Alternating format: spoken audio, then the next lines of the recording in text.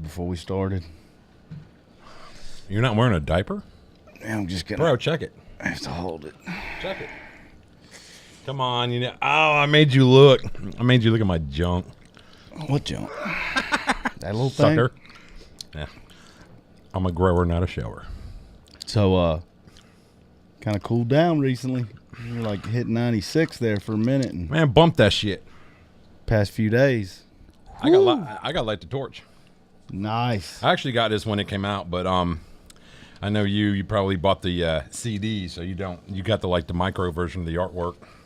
I'm glad it's on one LP because you got like 5 or 6 songs on each side, so you can put it on and enjoy 25-30 minutes. There we are. Look at all that. You don't get that with MP3s. There's It's all your the boys. words. There's the boys, and you got album credits and all that good stuff. Vinyl is the best music experience that there is, other than going to a live show. I don't care what you say. I'm glad Howard's back. I like this record. I found out, Devil You Know, the reason they had to change the name and all that was the drummer. The drummer dipped, and they were going to keep using the name, and he was like, nope, litigation, so they changed the name and got a new drummer. Oh, the drummer. The drummer. I was making a joke on I think it was episode 1, and saying it was the bass player, but that's just because bass players are usually flaky. No offense to bass players that are not flaky. So anyway, yeah, pretty. My nephew actually popped in last weekend and was like, "Hey man, I got a band you should check out." And before he even said it, I was already by my vinyl going, and I had it in my hand. He goes, "Light the torch." He goes, "I knew you'd already have it." But hey, that's pretty cool, man. My nephew's down. I think it's. I like all of them. I can't pick a song, dude. I like all of them too, but the bitter end. I think that's one that stands out to me. Just a good album all the way through, man. His voice is just, I mean, I'll admit, I try to sit here and listen to the words. Some of it is a little, I've already heard that before kind of stuff, the same boo-hoo and brokenheartedness. But I see what you mean. But it's still coming out of him. It just makes it tolerable, makes it, okay, this is good. It's nice to finally see the artwork. The actual artwork. That's because pretty cool stuff, man, I like it. Kind of reminds me of Illicit Ties just a little bit. Taking it way back. This one just came in the mail. Yeah, it's old. It's the debut album from Slipknot. So I'm gonna crack her open right here and see what we got. This is brave doing this with this kind of a knife, with a Olfa knife. Yeah, careful, kids. Well, you know what? Is this how you recommend opening vinyl? It's up to you, man. I can throw it in the gutter and go get another. I don't even care. But yeah, I try not to trash it. So looks like lyrics and random black and whites. It feels like 180 gram vinyl. Black vinyl needs a dusting. I don't understand that. I don't understand why vinyl comes all. It's because of these crappy sleeves. You seen the other one? What I had my other one that was already open in. Not sure why they have the number 870621345. Is that what they say in the opening? 8, 7. I thought the numbers 6, represented 6. Remember the next album? Each member's though. Each member is a number. Right. You remember? I think is it the next album? One of the albums I want to say it's the track "People Equal Shit" that begins with that kind of that robotic voice of going like a countdown voice, and I think that's the order that he says the numbers. He goes 8, 7, 0, 6, 6, 6, and then it kind of comes in. Okay. So maybe that's what the numbers mean. Got a Ouija board on the back here. Yeah, I've got the actual compact disc that I bought when it came out, and I've never paid attention to the artwork because it was this big, Yeah. So, pretty cool stuff though. I'm just gonna slide this in here for right now, and we'll put that to the back.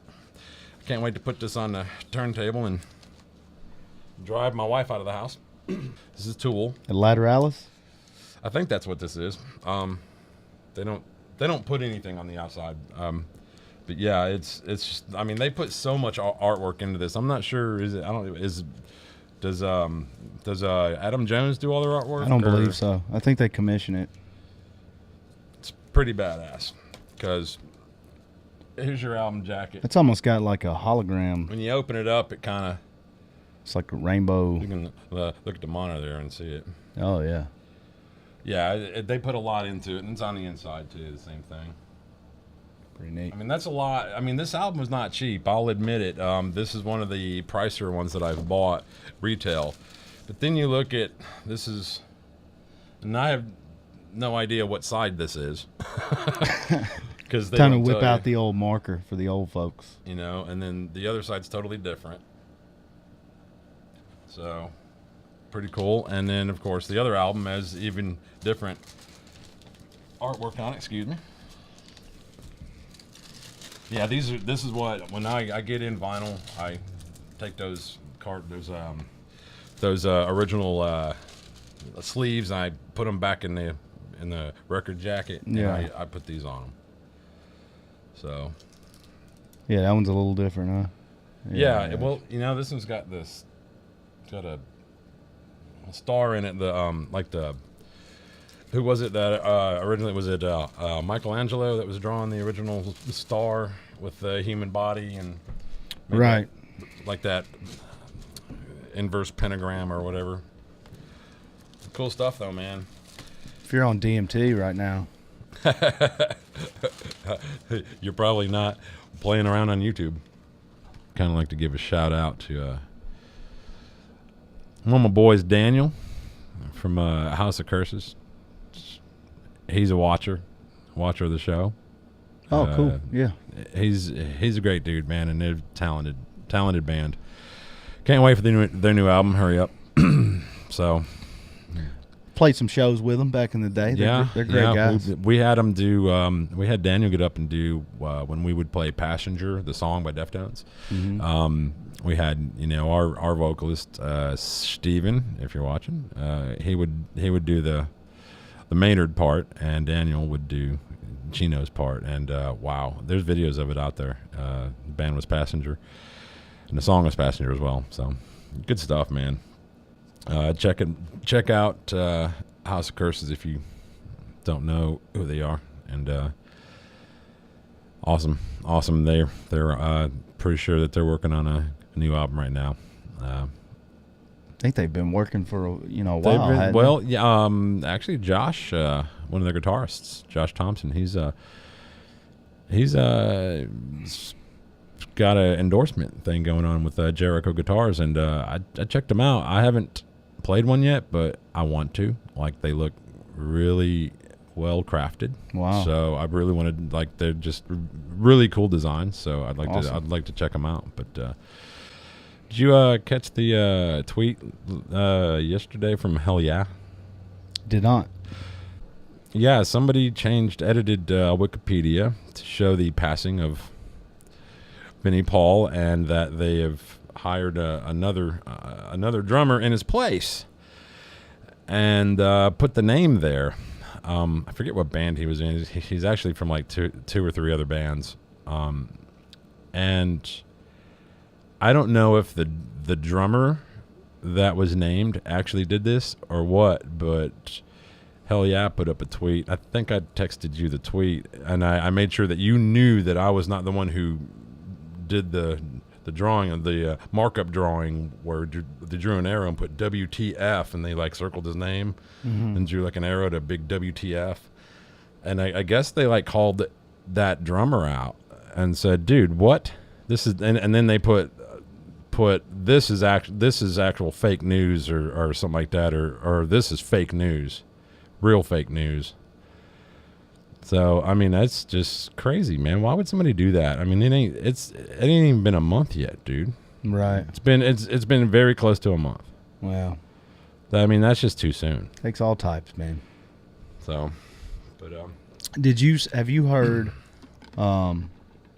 It's approaching a year since Chester Bennington from Linkin Park has passed, and Mike Shinoda, Fort Minor, yeah. He put out a solo record, and the new single he released is called "Lift Off," when it features Chino from Deftones singing on it. So it's boring. It's a little breathy, I guess, but that's kind of his style. Yeah. You mean like Michael Jackson, like before the solo of "Beat It"? Before the propofol kicked in. No, you know the solo of "Beat It." Beat it, beat it. Yeah. Cue Eddie. Yeah.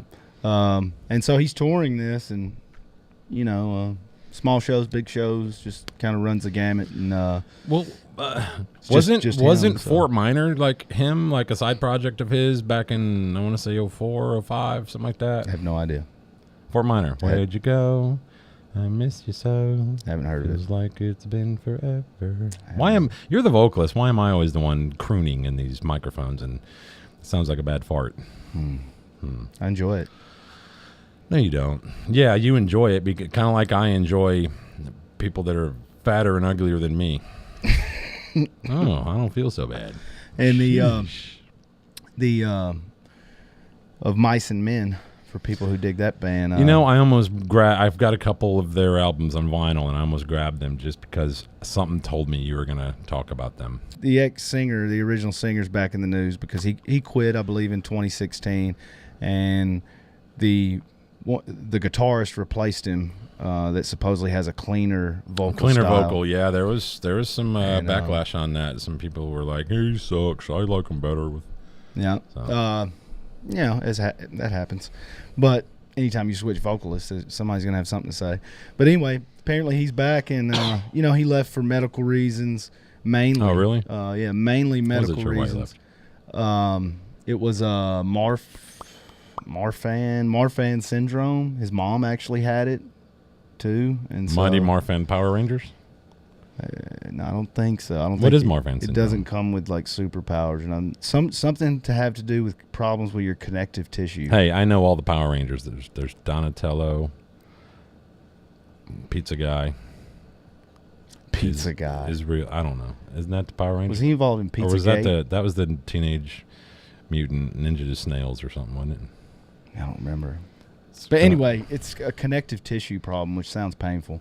But anyway, he's coming back, and but he's going to have a whole new band, and he hasn't even said what style it's going to be. Or I mean, didn't he take a hint when they kind of ousted him from the last couple of albums?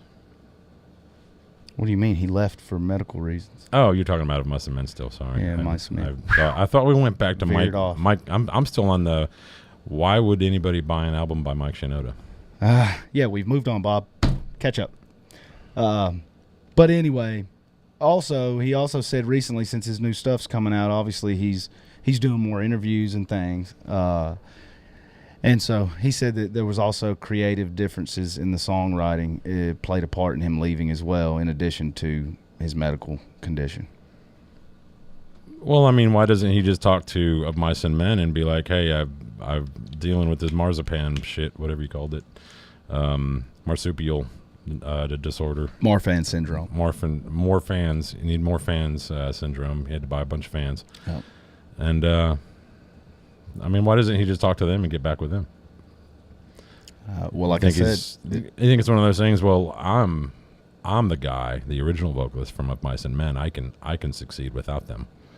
I don't know. I wouldn't speculate. I don't know the man, but I would say that if he's doing interviews to promote his new project, I would say that within these interviews, if he's taking the time to mention that there were also creative differences within Mice and Men that contributed to his decision to depart from the band, then I would say, well, that's probably one of the reasons why he didn't go back, and maybe they don't want him back. Maybe they're happy with the guitarist and the job he's doing as the Name the man. characters. Name the two main characters from the book. What book? Never mind. Oh, Mice and Men. Gotcha. Of Mice and Men. You know what that's about? Was it? I had to read that book in like 9th grade. It sucked. One of them started with Cliff Notes. with an L, right? Is that right? Lenny.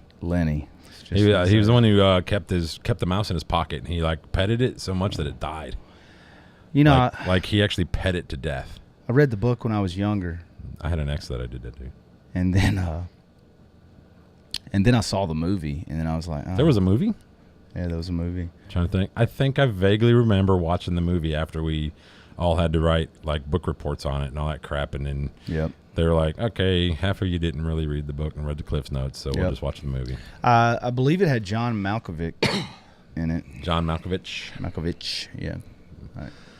Well, I had a problem with the CH. The ch. It's okay. You're from the South, so it's okay. It's difficult. Also, too, I'm kind of excited about this personally. Clint Lowry from Seven Dust, he posted on Facebook recently that he's going to come out with a true solo project that he's working on right now in his time off tour with Seven Dust, and he's actually going to go by his own name, Clint Lowry, this time, instead of, in the past, he's released his solo material as Hello Demons Meet Skeletons. Right, I remember that one. And he kind of explained in the post that he's kind of begrudgingly using his name. Like, I guess he didn't want to use his name, but friends and family encouraged him to do so, and so that's what he's doing, and I'm excited to hear it. So where's the good old days, like you know, whenever bands would be like, if it was named after, you know, the like the front man, it would be like kind of like would they have a band here, you know, Microwave Dave, the Nukes and the Nukes. There would be like Nick Nostril and his nose picking 9, you know. You know what I mean? Just the way. Where's those days? You know, you'd get those cool names and be like Clint Lowry and the Lowry Boys or something. You know, something cool. Why don't you bring that back? Why don't you get some guys together and call it Bob and the Bobs? Yeah, that's not bad. That would own Bob and the Bobettes. No, the Bobbins. Yeah, the wife would have a problem with that, wouldn't she? Bob and the Knobs. If you had Bobettes, Bob and the Knobs. That's good, pretty good. Yeah. So yep, there wasn't really a lot going down this week in music news. No releases that I really cared too damns about. And although I did hear that Devil Driver, to revisit that, is actually hunting artists to work with on volume 2 of that country cover stuff, which is like, didn't you just release that album? Why don't you give it a little time, you know, on the burner volume before 2? You take it off? I mean, he's already. Well, it must have done well. Got a lot of or they enjoyed it. Well, I mean, I would enjoy doing a song with Hank 3. I would enjoy doing a song, you know, any of those guys. Oh yeah, any of those guys. Maybe, and I'm just speculating, but maybe, you know, I'm sure they reached out to more than just the people that were on this first volume, right? And maybe those people, it didn't fit in their schedule, or maybe they just finally got back to him, and you know, it'd be cool. And then maybe he's like, "Oh, I want to work with these people, so let's do a volume 2." Because a lot of real country music fans think that Luke Bryan is a big, you know, pansy, as far as like if you listen to Luke Bryan and you're into like, you know, like Rainbows and.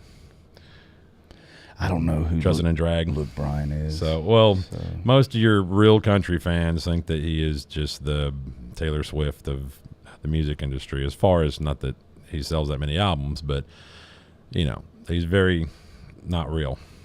He's not real country, but kind of like us with false metal. You know what I mean?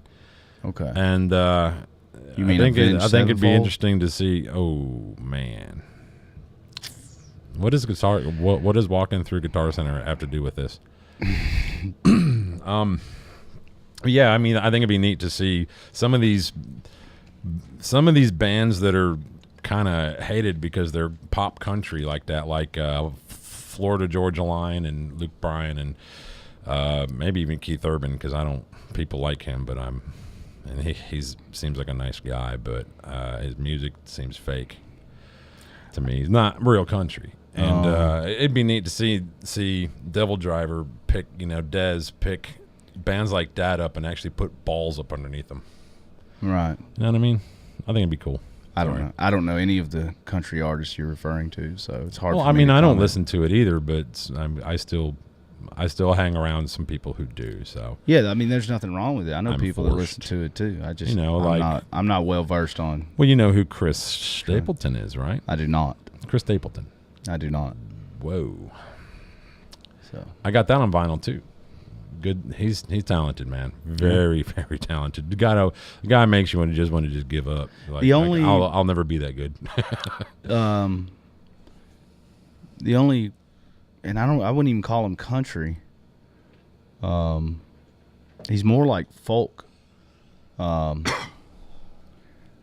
What is his name? I forget his name, and I've played his stuff on acoustic. What is his name? Jason Isbell. You know, I keep seeing his name everywhere. I think he just had songwriting. an album come out or something, and it's like, meh. I haven't really listened to him much. Anyway, I like his stuff. Well, you did one with your sister, right? Yeah, Cover Me Up. Yeah, that was acoustic, that made me actually look up the song, and I'm like, I liked your version better. Oh, really? To be honest, my brother was with me, and he was like, "Is that Derek?" And I'm like, "Yeah," and that's his sister. He's like, "Oh, well, wow, they both sing," and I'm like, "Yeah," and he's like, "That what song is that? Is that something that he wrote?" And I'm like, "I'm gonna Google it real quick," and I looked it up, and there was a video, and I'm like, "Oh my god, I actually like your version better." Well, thanks. It's a good song though. It's pretty cool, man. Good lyrics. Maybe you should bring that to the boys in SS. Sesame Street. Never know. It could happen. M. Night, and I don't know if I'm saying his name correctly. M. Night Shyamalan. Shyamalan. Shalom alaikum. He's putting his hat back in the ring with, and I believe Never seen him wear a hat. I believe this is his first sequel. I could be wrong, but To what? Which movie? Unbreakable. I never saw it. It's called Glass, and it's the sequel to Unbreakable, which had Samuel L. Jackson and Bruce Willis, and Samuel L. Jackson is like the villain. Bruce Willis is like the superhero, and Bruce Willis has extraordinary strength, and Samuel L. Jackson as the villain, he has the opposite, where he's broken 200 bones in his body and he's like glass, and that's why this one's called Glass. And I can't support you here because I've never seen. I think I pressed play on the movie and then nothing against the movie, but it must have been my day. I just I like a lot of his stuff. He's known for his twists. He's known for his twists at the end. But he put a few out that were questionable in my opinion, like Lady in the Water and The Happening. Lady in the Water. Those were kind of just the name sounds stupid. Yeah, those weren't very good. Did he do that one where they talk about the things we those we do not speak of? The Village. Was that it? Was that what it's called? Yeah. It wasn't that plain, was it? Yeah, that's it. The ones where they lived like Amish people, and and they were never allowed to go into the woods because of those we do not speak of. Yeah, and it turns out that it was modern day society and stuff. Yeah, spoiler. That was a good one. I mean, it's like a 13-year-old movie. So. Yeah, and they dress up in these like werewolf costumes to try to scare the kids to run out of the colony. I actually liked that movie, but I kept hoping it would go somewhere. You know what else happens Friday, the 27th, is the longest lunar eclipse of the century. Interesting. It's going to be 103 minutes long. They said that the moon's going to turn blood red. Now, I don't know. I didn't hear them call it a blood moon. I didn't hear them call it a blood moon, but wouldn't that, if it's going to turn blood red, wouldn't you call it a blood moon? Yeah, right. Yes, but that would make sense. But I mean, a 103-minute lunar eclipse is pretty cool, though. But watch our luck; it's gonna be cloudy and stuff. Speaking of celestial bodies, oh, thank you. I have been working out. Right. Mars. Working outside. Mars is gonna be cutting the grass. Like we said recently, Mars is gonna be the closest to the Earth and the brightest, July 31st. So it's coming in closer, and also too, a dust storm kicked up. Where? On Mars. Arizona? Oh. No, on Mars. And it became a global event. Like Mars is enveloped. It's a planet-wide dust storm, which hasn't happened. Yeah, it hasn't happened since 2007, and it also took out one of NASA's rovers. So it's interfered. I mean, maybe they'll get it back online, but they can't right now. So it's done some damage. And well, maybe the rover's just like, not able to be communicated with, and I mean, it's probably That's still what I'm saying. Wandering around. It's just gathering data. Yeah, they'll get later once they're able to make contact again. Yeah, exactly. But I just find it interesting that Mars is in the news anyway due to it's the closest and brightest it's been since 2003, and then all of a sudden also it happens to have this planet-wide dust event that hasn't happened since 2007. What's it like to be a fast slob? No, everywhere you go to kind of have be awesome. Does it feel like you're at the movies everywhere you go because you have boxes of candy, boxes of movie theater candy? Actually, I've sworn off of candy. For those who don't know me very well, I'm not an alcoholic. I don't do drugs. I do smoke legal stuff, cigarettes. But if you can't tell by my raspy esophageal cancer voice, but I don't drink. I don't do any of that stuff. But I guess like some people get off of work, reach for a beer. I reach for like a box of Raisinets. No, I don't do chocolate. I do other things like gummy bears, and hot tamales is one of the things that I like. Red Hots and Fireballs and that kind of stuff. But my dentist is cool. We get along well. I take care of my teeth. So after this, I'll go brush and floss to get it all out. But so yeah, I mean, so what? I eat candy, But yeah, I've actually. This is the first time I've had it in over a month because the wife is like, refined sugar, not good for you. Back I think it was 2005, 2006. I'd seen a show, oddly enough, about grocery stores. And one of the things that they announced on that show was that soon everything's going to be RFID, meaning every item will have an RFID tag on it. And you will just put the item in your grocery cart. And it'll be linked to your credit card. And then you'll just pass underneath kind of like those magnets when you walk out the video store, those alarm things. Well, it's going to be that all the way around, and it'll automatically scan and ring up everything that's in your cart based on the RFID tag that's on each item. Oh, well. Yeah. Well, it's been 13 years or so, and it hasn't really happened. I mean, now Amazon walks Amazon. Yeah, Amazon did get close, but like I said, those are I've only seen those shops in smaller, like I said, with the airports and in areas like Manhattan, downtown Chicago, places like that where there's a lot of foot traffic, and they can take a room just a little bit bigger than this and just put some couple random things in it, drinks and, finger sandwiches and that kind of crap. Yeah, you mentioned in that you saw it 13 years ago, and then now Amazon's out with something similar but different. I kind of liken that to web TV, What happened to that crap? Right. That was horrible. We had web TV, and it was like maybe you had a one? keyboard like this. No. You had it? Okay. I'm just saying they had it. I knew a couple people that they would give me their email address, and it's like, yeah, it's johnw@webtv.com. And I'm like, really? Yeah, and so. I'm sorry. But it didn't catch on, but people had the internet on their TV, and, here we are years later, and now you have apps on your TV, and now everybody's got web on their TV, and they love it, So, it's kind of like that. It just didn't. We weren't ready. We weren't ready. Yeah. Well, I mean, were you ready for your first cell phone when you got it? When did you get your first cell phone? Did you have one when we was in Stroud? No, I was about 21 when I got my first cell phone. Really? So, yeah. And it was one of those little.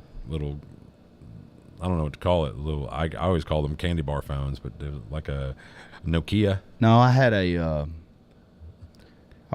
I would call it a clamshell flip phone, but it was only half a flip, Like the bottom half open, the top half was the earpiece. Yeah, exactly. And then it had the pull up. I've had that. Yeah, that's when I was in Stroud. I got my first one in I think 97. It wasn't cheap, so I didn't ever give my number out because I didn't want anybody running up my minutes. And you didn't text on it or anything. I guess you could, but it was a pain in the butt. Nobody used. I don't text. think texting. I don't think the texting was really being used until I'd say the early 2000s, like maybe 2002, something like that. That's when it really kind of caught on. But really, I liked my pager over the phone, Man, yeah, that's when I ditched my beeper. Was when was when I got the mobile phone. Remember your girlfriend? You should page you with 911, even though it wasn't no damn emergency. And then you'd learn that that girl's just tripping. I ain't even gonna call her back with that 911 crap. Right. 911, and then they page you 911, 911. I just miss the days of the excitement of waking up each day and not knowing what you were going to do or who you were going to run into, because you used to just have to go to people's houses. You'd have to get in your car and ride and see if so-and-so was home, and then if they weren't, you'd end up, well, let's try this person, and you go over here, and then you'd end up hanging out with people that you didn't even plan to because I miss it too. I miss it too. I watched a short, a video clip that was on Facebook earlier today, or maybe it was yesterday, and it was this kid probably around 4 or 5 years old, and I guess mom or dad had handed the child one of the first Game Boys. It had the kind of a monochromatic screen with the buttons down here, and the kids thought it was a touchscreen, so it's trying to play the game like it's a touchscreen, not even using the buttons. And that made me think, this kid's only 5, so okay, give it a pass. But kids don't even know how to use buttons, man, because they're used to everything being touchscreen. Man. When I got the MacBook, my wife was like tapping the damn screen like it was a touchscreen, and it's not. MacBooks don't make touchscreen. Mac doesn't make a touchscreen. Well, I was like, you're putting fingerprints on my $2,000 MacBook. What are you doing? Right. We had the touchscreen on the phones, the scroll touchscreen technology for probably 5-6 years before I ever switched. Really? Yeah, because I liked. You mean from a regular phone to just like a smartphone? Right, that's when touchscreens were. Right, I think certain Blackberries might have been touchscreen, but I liked real buttons, so I would still want. I would really? I would buy those Sony phones, and I fought against the touchscreen. I remember those because you liked that because the music quality or something. The sound on those Sony Ericssons are great. Yeah, well, not anymore. Well, you know what happened back in the day? I mean, back in the early mid 2000s, man, Nokia was the brand. What brand you got? Oh, I got a Nokia. Mine's better. You can run over it with. Where are they at now? Where they at now, man? Where's Nokia now? That's a good question. Yeah, when's the last phone they made? So, packed it up. Interesting. My grandmother passed away. Man, I'm sorry. That's all right. Thanks. We all were prepared for it. Yeah, but when it does happen, though, it's kind of it's always rough. Yeah. But she got to meet my son, her great grandson, many times. I can only dream to live that long. Yeah. To meet my great grandkids, man. She was a wonderful woman, and the last of my grandparents, basically, and I was. So that's the end of an era of having grandparents for me. And I feel lucky to have. I knew both my mom's parents and my dad's parents, so I feel really lucky to have had so many years with both. And they lived here, within a short distance of you too, so you got to enjoy them. Oh yeah, yeah. So yeah, the funerals this weekend, and something interesting happened this morning. Uh-oh. my mom calls me up and says, Derek, your music video's playing on the TV. And I was like, what video? What do you mean? And I was in a band called Illicit Ties, and we had a song called Ocean's Red. And the TV just started playing that video this morning. It's a good video. Thanks. And Good song, too. the interesting thing is that my parents have no idea how to cast a video from their phone to the TV. The TV's not set up for that. They don't have YouTube accounts. You think Grandma figured it out?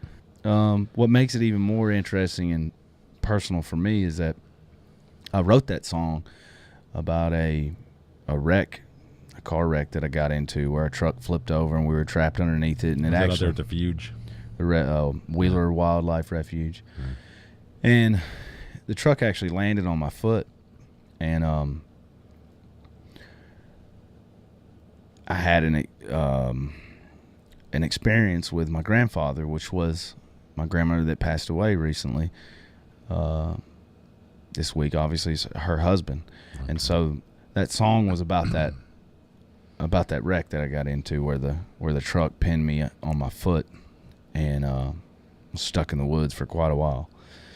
Anyway, he had passed away a year prior to that wreck. But a few months before the wreck, I woke up in the middle of the night and I felt my grandfather's presence in the bedroom. I can't even explain it. I just knew he was at the foot of the bed. And it was pitch dark, so I couldn't see anything. And I started to feel like somebody took the finger on the palm of on the arch of your foot. I didn't have socks on, and I felt pressure, a finger, and he pushed it so hard that it bent my knee. Wow. Freaked me out pretty good. And 2 months later, I was in that wreck, and that truck landed on that foot. Wow. And I had nerve damage for half a year in that was foot. A Bronco, where I wasn't it? couldn't Like an feel. old school big giant Bronco. Yeah. One of those old ones. And it was really weird trying to learn how to walk without. I had no feeling in the bottom of my foot.